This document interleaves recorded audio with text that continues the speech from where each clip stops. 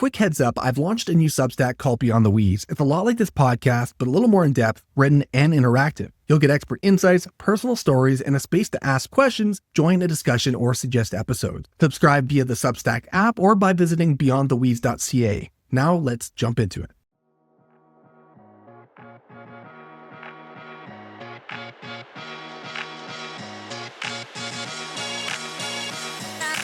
Welcome to Beyond the Wheeze, the podcast where perseverance meets potential.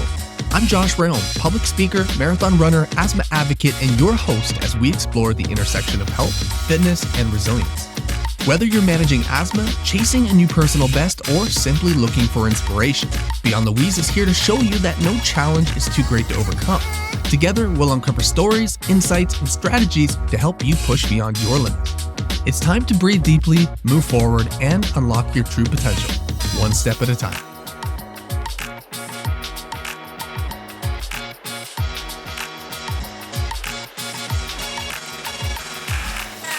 Today's episode features someone whose story embodies what Beyond the Wheeze is all about: resilience, transformation, and redefining what's possible with asthma. Adrienne Lam is an asthma advocate, runner, researcher, and educator with a powerful story to share. As a child, asthma often dictated what she could and couldn't do. From sitting out of extracurriculars to frequent ER visits, she knows firsthand what it's like to live with poorly controlled asthma.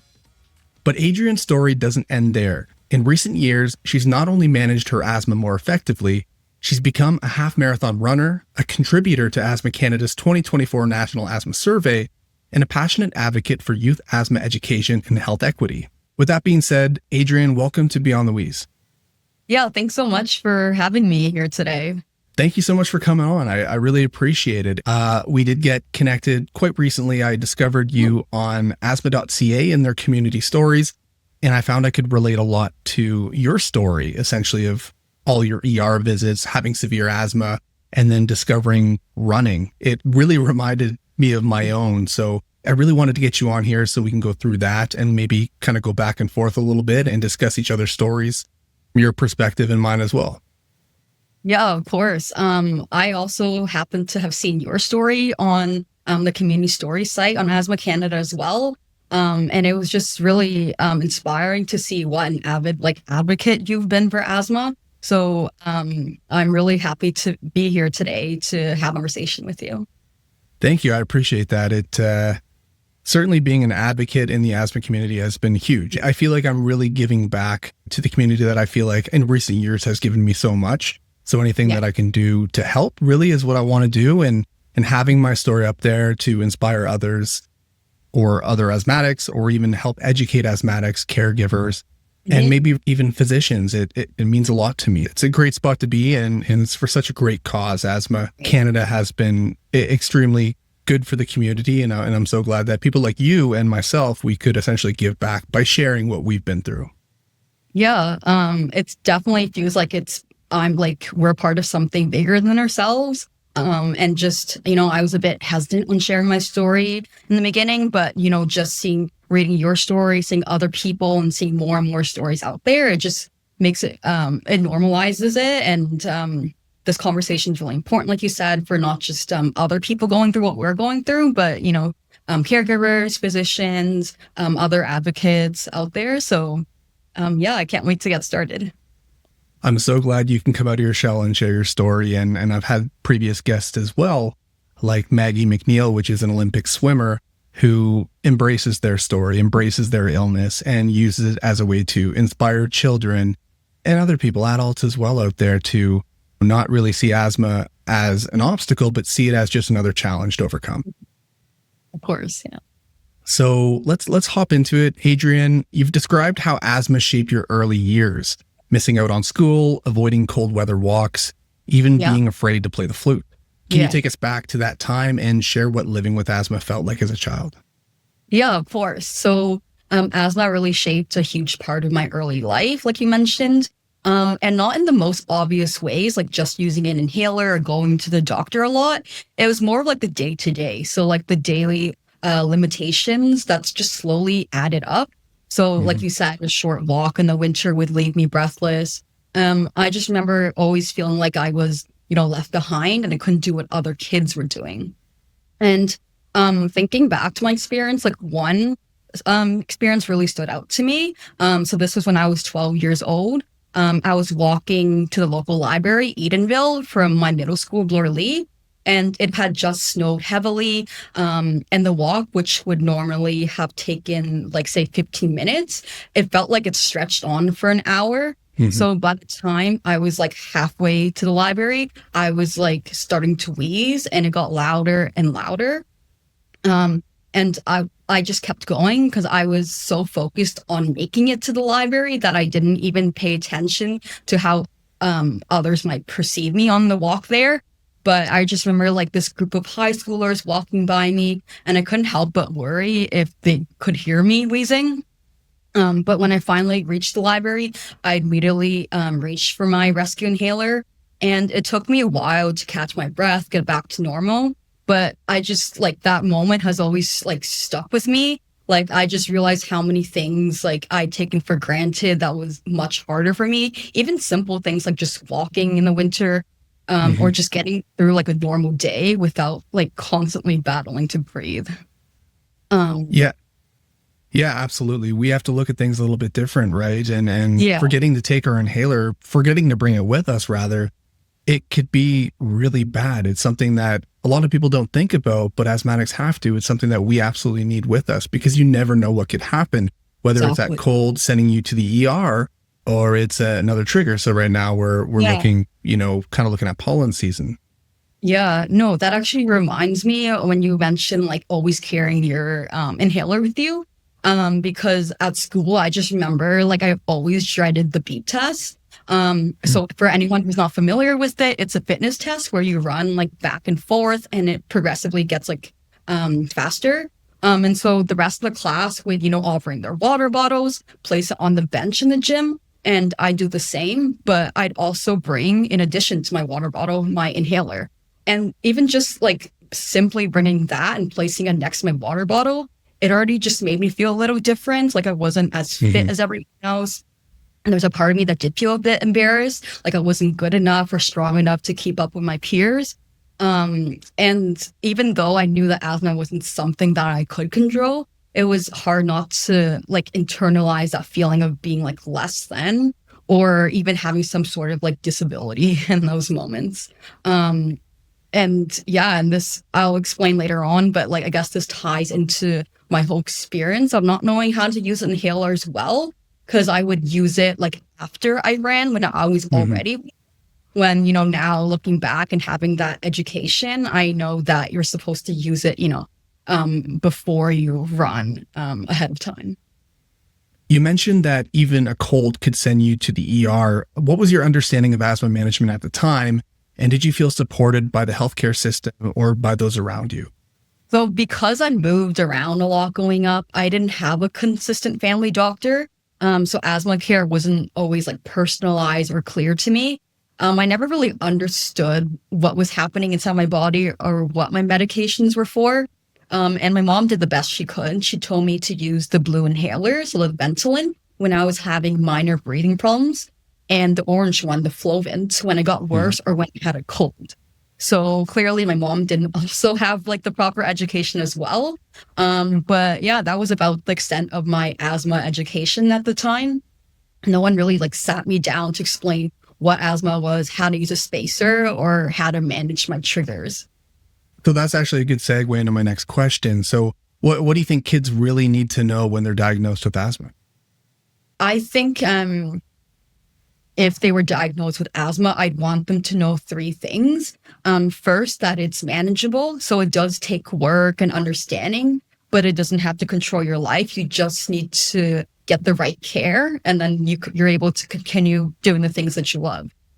So just minor adjustments along the way, but you don't have to like stop living your life. And second, I would say know like your triggers and learn how your body responds to different things. So everyone with asthma is different. So knowing what sets off your symptoms, whether like exercise, pollen, cold air and whatnot, it could be, or something else, can really help you feel more in control of your condition. And I'd say, thirdly, don't be afraid to ask questions. So whether it's your doctor, your teacher, your coach, or a parent, anyone, ask for help. This is something I wish I would have done, because I think everyone deserves to understand their condition and feel empowered to manage it. So having that knowledge would have made me feel more confident. So I just would encourage everyone to ask questions as well. I love those points. In regards to point number 2, I do find asthma is an illness of self-discovery. We're individuals, we all have different lungs. Like you said, we all have different triggers. Learning what those triggers are, it can take years. In my case, it took me 30 years. And I'm sure for you, it took you a long time as well. And in regards to 3, your point number 3, absolutely don't be afraid to ask questions, whether it's to your practitioner or practitioners, your specialist, your family doctor, what have you, or by visiting helplines. Like we talked about asthma.ca and Asthma Canada and how they have the asthma and allergy helpline. So calling them and asking them questions, because they're going to connect you with exactly who you need to be connected to that can answer those questions for you. And I think that's very important. Yeah, of course. You mentioned like the certified respiratory educators. I didn't know they were out there to offer help when I was younger. So just even knowing that and connect, because sometimes you don't even know who to ask for help, where to ask for help. So I think that's a great start, and just for someone there to show you around and help you navigate the whole system. Absolutely. And best part, it's free. Yeah. So let's fast forward a little bit. Something shifted for you during COVID. You began running, as did I, slowly but consistently. And what inspired you to try running in the first place? Yeah. So like many people, I started running during the pandemic. I wanted to stay active and also manage my like mental and physical health at that time. So I never really thought I could like run long distance because of my asthma. But I think I wanted to like prove to myself I could, and just to see how far I could go. So like back in high school, I would run sporadically, maybe like 20 minutes max a week, like nothing like too serious. But during COVID, I started off with a jog, and I hadn't worked out in a long time during COVID. So like at first when I started to run, my lungs would start to like burn a bit, and I had to like stop after like quick intervals, but, I slowly but surely increased my weekly mileage and pace. And I think what's inspired me to keep going is basically just, seeing myself improve and feeling a sense of accomplishment. So I could run longer and longer, and I felt stronger and stronger. So just that consistent like progress, and showing myself that I could do it, it just, every time I ran, no matter how short, I would feel like more empowered. And from there, it just became a habit, and I just wanted to keep building on. You started feeling that runner's high, right? And oh, yeah, for sure. Yeah. I spoke with Dr. Alan Kaplan at a webinar last week. And I don't know if you know who Dr. Kaplan is, but he's absolutely amazing. And he really focuses in on exercise and asthma. That's kind of his thing. And he talked about how people with asthma, it's easier for them to do a sprint than it is for them to do endurance sports or do long distance running. So really building that base and progressing, say 10% per week, which is kind of the golden rule, is huge. And doing it safely is huge. And it pays off in the end. And as you said, it's unreal. Like I think as asthmatics, I feel like we kind of experienced a whole different kind of runner's high, because we honestly didn't know we were capable of doing these things, and we're doing it and we're hitting PRs, and it feels absolutely incredible. Yeah, no, I agree with that. It's just like the whole feeling that, you can do it, and that if you can do this, you can then do anything. Like it's this feeling, this mindset has definitely like spilled over to like other areas of my life. So you eventually joined the University of Toronto Run Club, met new friends, and you even crushed a 10K. That's huge. What did it feel like to reach a milestone you once believed your asthma would make impossible? Yeah. So initially when I joined the U of T Run Club, it was more just about meeting new people, finding a way to stay active. But the more and more I ran, the more I fell in love with it. There's something like really empowering about it. It's just you and the pavement, and you have complete like control over your pace and your progress. And it really helped me both like in terms of like mental clarity and physically. So in terms of the 10K, it honestly felt surreal. Like I never would have thought I'd be able to do one. I thought it was always off limits for me, especially because of my asthma. So I thought like doing that 10K, finishing it was just like a massive victory. And when I crossed the finish line, I was filled with like pride and disbelief. Because initially my goal was just to finish. But once I realized I finished in like, such a good time, like I PR'd, I like that was just a cherry on top. And it was just like a reminder that like with the right training, mindset, support, like, you can have really accomplish anything. And that was a 10K. I mean, just recently you completed the TCS Waterfront Half Marathon as part of Team Asthma Canada. That's incredible. And what was that experience like running, not just despite your asthma, but for others with asthma? Yeah. So leading up to the race, I actually had a lot of mixed emotions. So it was a bit of like a busy time in my life, adjusting to grad school. And then just 2 weeks before the marathon, or the half marathon rather, I started feeling like pain in my shins. And that on top of my asthma, I really questioned whether I should even complete the race. But I'm really glad that I decided to go through with it. And race day was absolutely like incredible. Like the crowd, the energy, like I still remember it. But I just remember there, as I was running, there was this one point where I found myself behind a guy who was wearing a t-shirt that said, "If I can run post-cancer, so can you." And It was very simple, but I thought it was like really inspiring. And I remember thinking to myself, I hope people see my Asthma Canada race shirt and think, if she can do this with asthma, maybe I can too. So it was more about just completing the race. It was about showing others, like especially those with asthma, that anything is possible if you have the right tools and support. Because I will admit, when I first entered the half marathon, when I started training, I was so focused on finishing sub 2 hours. And like, I was a bit disappointed when I finished like 2 hours, 3 minutes. But reflecting on this experience, like it's not about the time or how I finished compared to others. It's more about running for a cause that's close to my heart and just having fun with my friends. And that mindset really changed everything for me. So instead of focusing on performance or pace, I focus on the bigger picture, which is raising awareness for asthma, representing the community, and just pushing myself to show that anything is possible despite the challenges I faced. And so that sense of purpose really like fueled me in a way that I just didn't expect. And it kept me going when I felt like slowing down. Crossing the finish line, though, was such a powerful feeling. It felt like I pushed through like all my fears to get there. And that sense of empowerment spread to other areas of my life. So it was like a constant reminder, if I could run 21.1 kilometers with asthma, I can do anything. And I just remember being at school afterwards, working on like this coding assignment or this group presentation. And I just remember thinking, if I can run the half marathon, like this is easy, I can do anything. So, I love that so much. And I don't know about you, when you crossed that finish line, did you cry or did you tear up? Was it like super emotional for you? It was very emotional, but I can't say I cried, but I did like remember jumping up in like joy, and I just couldn't believe it. And it's just like that whole, like the running community is super friendly and supportive, and it was just so incredible to have everyone there. And I just remember like seeing on the screen also, like you could send like these like virtual cheers. I just remember seeing like this cheer that my friend had sent in, and I just like, I almost teared up at that, but it was incredible. So when I finished my first marathon, I finished in 5 hours and 23 minutes. I wasn't beating any records. I wasn't there to beat any records. It wasn't about performance. It was really about the cause.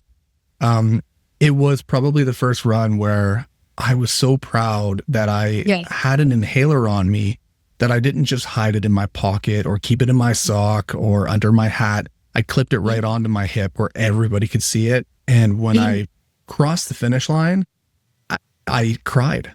I was just so emotional. And I don't even care how slow I was. The cutoff point, I think, was 6 hours. I don't care that I was, close to that. I was just felt so accomplished. And I felt like the cause was so much greater than myself. Yeah, no, that's amazing. Yeah. It's just great to see how like it just takes so much courage to be open about it and to not like, hide it, be ashamed, to rather to like, be proud of it that you're like advocating for this cause that you care so much about. So it really is inspiring to see that. And I will say, like, you running in the asthma shirt like every year at the marathon really inspired me to do that. So it, like, maybe I'll make it a yearly tradition. I'm super stoked that I can inspire you. I went back last year in 2024, October 2024, which I guess where you ran your half marathon. And I had signed up for the full marathon this time. I planned on running it in, say, 3 hours, 45 minutes. So I had ran one in 3:58. Not too long before that in May. Unfortunately, around the 12K mark, my knee gave out. We're still prone to injuries, unfortunately. So asthma wasn't even an issue at that point. Yeah. Just physiologically, running can be, hard on the joints. And unfortunately, I ran into an uh-oh moment at 12K, and I did finish the half marathon regardless. Though I had to walk, I was still happy to be there. I was still there for the right cause. So it didn't really matter too much to me. Yeah. No, yeah, I did remember like hearing about your injury, which was really unfortunate, but you tried your best and you were there for Asthma Canada, and I feel like that's the most important part. Yeah, and I definitely like feel for her injury because like you said, we're not immune to it. And after like half marathon, I did run more and more. I feel like the marathon, like it kind of inspired me to keep running, but I did like ramp up my mileage too quickly. And I also recently had an injury, stress fracture. So yeah, shin splints. Yeah. Let's talk a little bit now about your work with Asthma Canada. We've been talking so much about them. You contributed to their 2024 National Asthma Survey, which I read, and it was great. It really revealed some eye-opening stats. Just to dive into a few, 66% of Canadians with asthma report financial strain due to care costs. 26% visited the ER in the past year.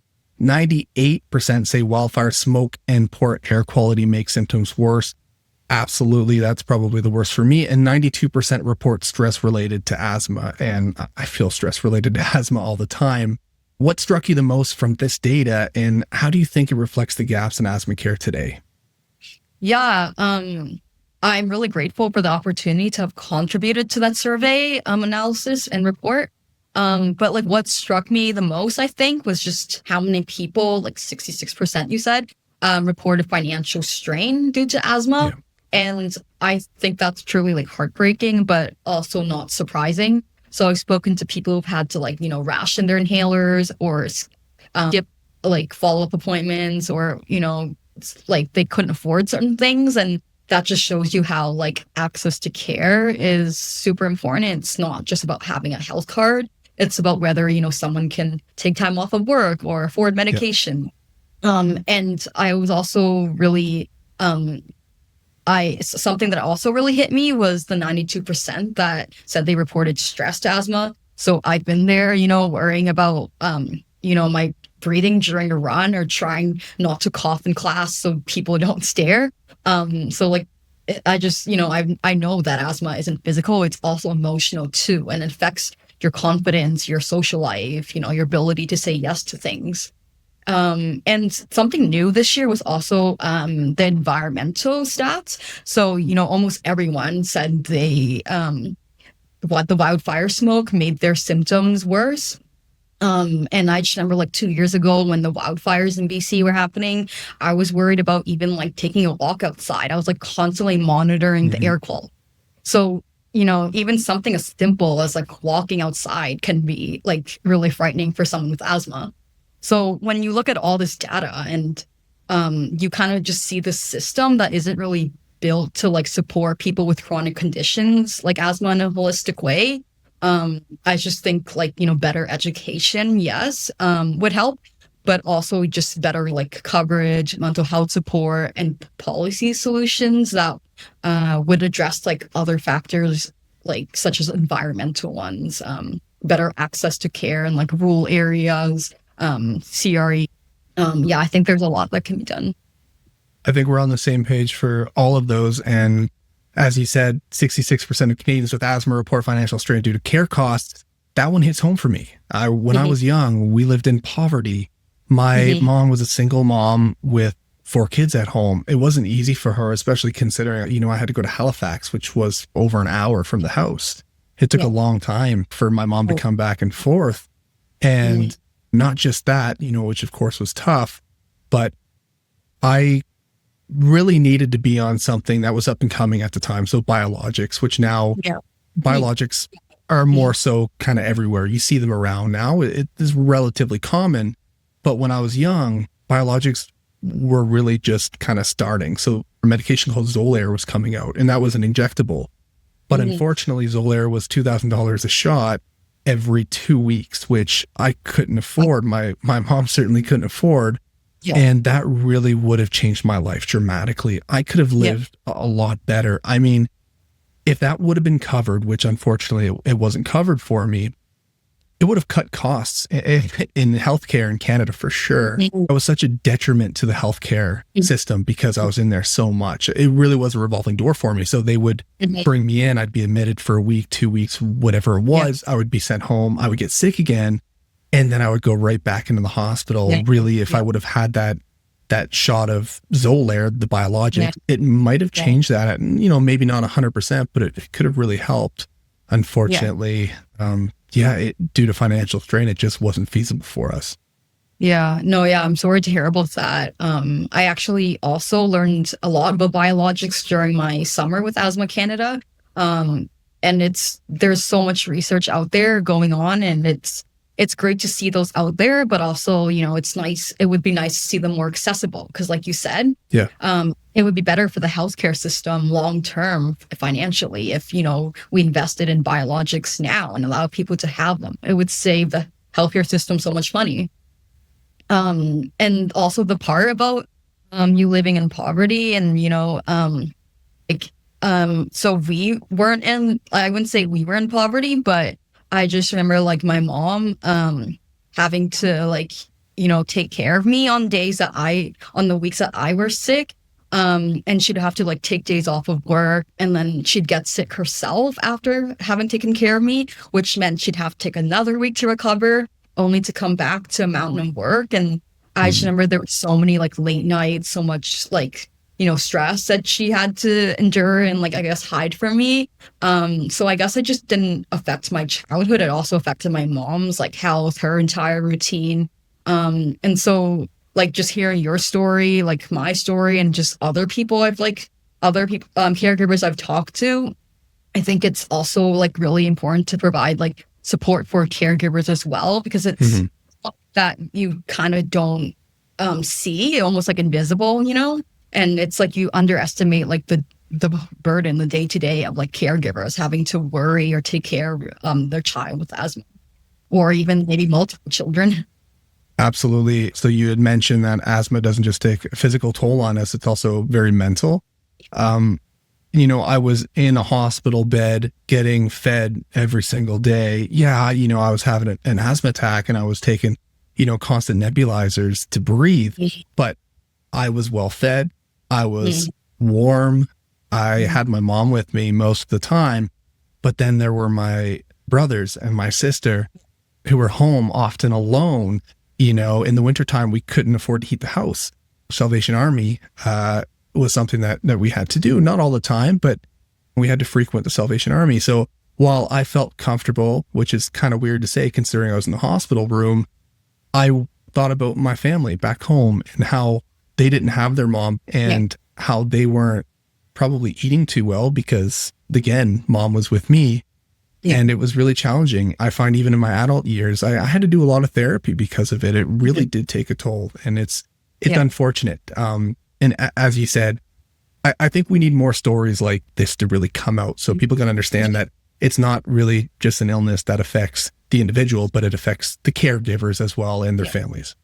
So true. I think equity is really important. And I think like no matter where you live, what your background is, like you have access to the tools and support you need to manage asthma fully and live fully. So like, everyone deserves universal access to medications. There needs to be more education and support in schools. CREs, policies that address, like housing, air quality, those environmental factors. Yeah, I think health equity is like just honestly at the heart of everything that I do. And it's really important that families across Canada, like, who face those like barriers, like high cost of inhalers, not being able to access a specialist, or even just having the information they need in the language or format that works for them.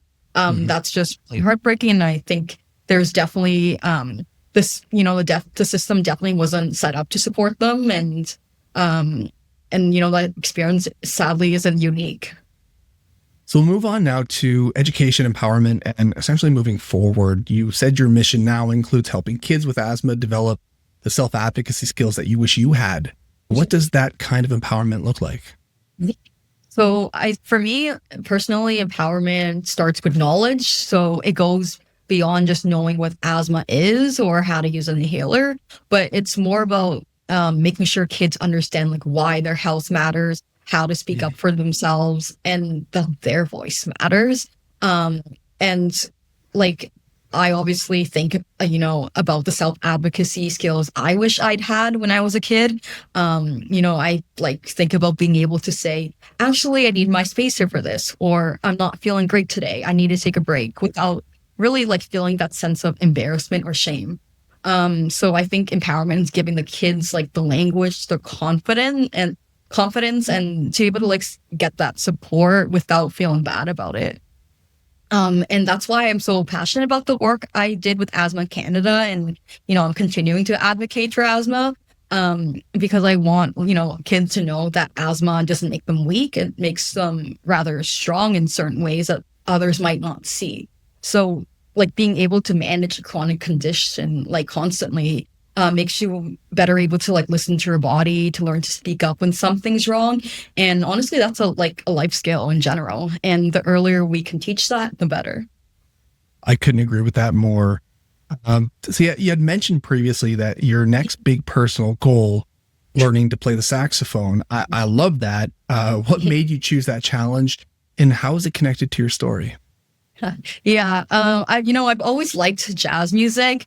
So I thought it'd be really cool to learn the saxophone. But honestly, I chose it also because growing up, wind instruments were a bit of a no-go zone for me. So I just remember like wanting to join the school band, but I was always discouraged. I thought I couldn't hold my breath and blow into a pipe for that long. So I ended up actually joining strings and played the violin instead, which I loved. But, maybe I would have loved the flute just as much, right? But now, with running the half marathon, I've started to like reframe this whole narrative. So I don't want to avoid things just because they might be hard. I want to try them because I can. So, it's like learning to play the saxophone, I think would help me rewrite the story. Like the story I used to tell myself about what I could or couldn't do with asthma. It's a nice challenge, honestly. And I just love learning new things. So I played in school band as well, but like you, I couldn't play wind instruments. So I did percussion. I played percussion, which I absolutely love. And maybe a good time to bring up a story actually. And I'm going to call someone out on this one as well. Miss Richardson Landry, I hope you listen to this podcast and know that I still think of you every day in the most negative ways. But we had other students from Prince Edward Island come over and come play in our hometown. And I guess we called them billets. So they joined us. They stayed at our houses for a week. It was really cool. So I couldn't take anyone in. I just didn't have the living situations to do it. But after that, we then had the opportunity to go to Prince Edward Island to go stay with them. Now, in hindsight, not the safest thing for me to do anyways. But I remember leading up to that, I had missed quite a few days of school due to an attack. I was in the hospital. And then when I was home, I wasn't feeling the greatest. I was walking the hallways like a zombie trying to go to school. And this trip to Prince Edward Island really kept me going. It had me all excited. Like, oh, I'm going to go to PEI next week. I love it. I can't wait to go. And for whatever reason, this teacher, Miss Richardson Landry, she put a stop to it and went to the administrators at school and said, Josh should not be able to come because he's missed so much school. Yeah. And that affected me. Mhm. And, we kind of talked about this earlier too, that it affects kids in different ways. Yeah. There's a stigma behind it, right? I Yeah. already felt like crap about what was going on. I felt like crap that I had to take my inhaler out all the time and take it in front of kids. I didn't feel like a normal kid. I didn't feel like the rest of my classmates.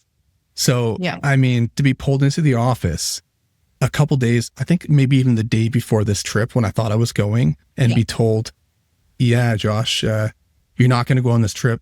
I was grade 7 and I started crying in front of my principal. And then I went outside and I was crying in front of other students and they were like, oh, what's going on, Josh? What's going on? Well, that's what's going on. And I hated it. I actually felt like I was doing something wrong, but I'd done nothing wrong. Right. So shout out to you, Miss Richardson Landry. Maybe a good time to mention that story. Yeah. Thanks so much for sharing that story. It is heartbreaking to hear that you experienced that, but I'm sure that experience, you are not alone in that. I'm sure others have very similar experiences as well.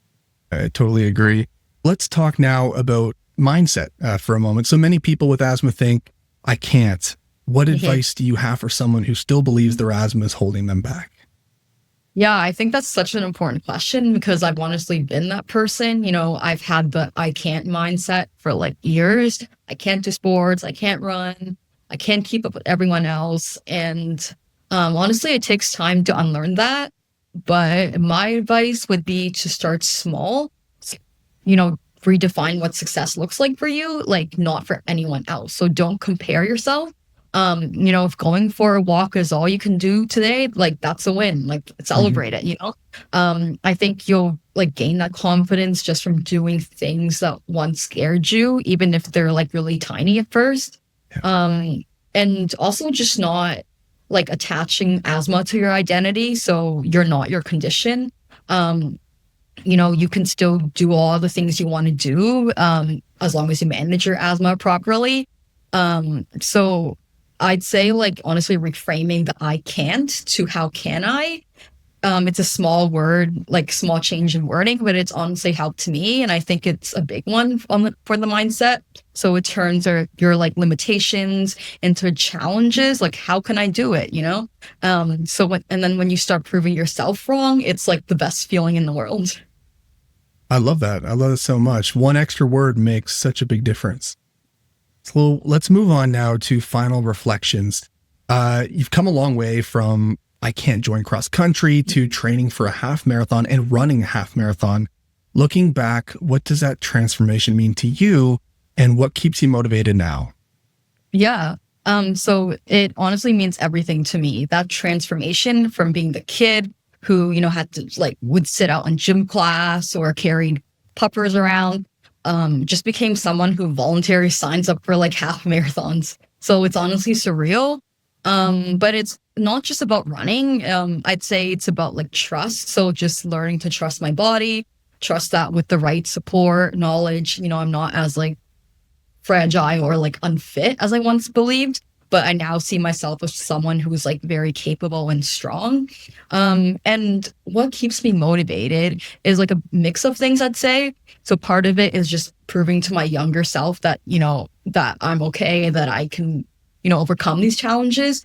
Part of it is knowing that if I share my story, it might help someone else feel less alone. And part of it, honestly, is just pure joy. So like I said, the running community is just super supportive and friendly. And just running for meaningful causes like Asthma Canada, I think really helps me motivated. But above all, I will admit the Strava kudos. I only have 40 followers on Strava, but you know what? I think all 40 of those people give me kudos. I mean, it's such a community, right? It makes you want to log into Strava every day, even if you haven't done an activity, just so you can kudos them back. I love it so much. It's crazy how Strava has become so quickly my favorite social media app. I'm always on it. Always nice to keep up with friends, see what they're doing, Such a great community. So Adrienne, before we go, I ask every guest the same question to close the episode. I'll start with that question now. Whether you have asthma or not, every breath we take is a gift, a reminder of our resilience, our drive to keep going, and our power to define our own limits. With a single breath, you have the potential to move mountains and change the world. So with that in mind, again, I have one final question for you. If you had only one last breath, but with it the power to influence the world, what would your message be? Well, it's a powerful question. If I had one last breath, I'd probably say, don't let anything hold you back. Go after what matters to you, push past the limits you think you have, and never forget that you're more capable of more than you realize. Adrienne, thank you so much for joining me and sharing your story so openly. From personal struggle to public advocacy, your journey really is inspiring and a reminder that asthma may be part of our lives, but it certainly doesn't define us. To all our listeners, if this episode resonated with you, please share it, subscribe, and leave a review. You can find more about Adrienne's advocacy and the Asthma Canada 2024 National Asthma Survey in the show notes. Until next time, keep pushing forward, keep breathing deep, and never let anything hold you back.